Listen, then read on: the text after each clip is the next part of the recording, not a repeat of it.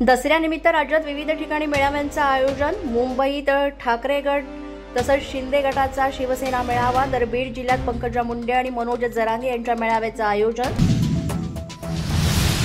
संघ जातपात मानत नाही, आजही शाखेत दलित, आदिवासी, मुस्लिम, ख्रिश्चन अशा सर्वांचा सहभाग. राष्ट्रीय स्वयंसेवक संघाच्या शताब्दी निमित्त मुख्यमंत्र्यांचा विशेष लेख.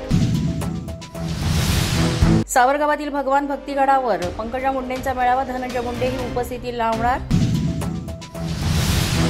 दसरा मेळाव्यापूर्वी मनोज जरांगेंची तब्येत बिघडली, संभाजीनगरच्या रुग्णालयात उपचार सुरू. शेतकऱ्यांच्या प्रश्नावर लढण्यासाठी मोठी घोषणा करणार.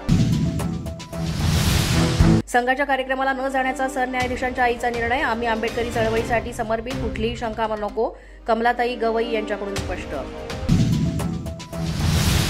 रेजमधील अस्थिरता भारतासाठी चिंतेचा विषय, भारत जगाला मार्ग दाखवू शकतो, मोहन भागवत यांचं वक्तव्य.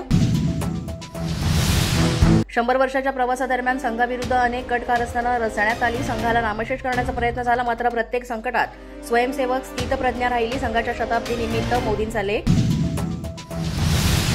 गोरेगावच्या नेस्को सेंटरमध्ये शिंदेच्या शिवसेनेचा मेळावा, पालिका निवडणुकांच्या आधीचा मेळावा असल्यामुळे शिंदेच्या भाषणांकडे राजकीय वर्तुळाचं लक्ष.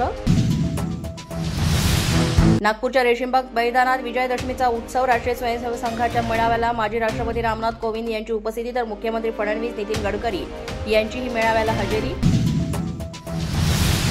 छत्रपती शिवाजी महाराज पार्कवर ठाकरेंच्या शिवसेनेचा दसरा मेळावा, शंखानाद होणार, मशाल पेटणार.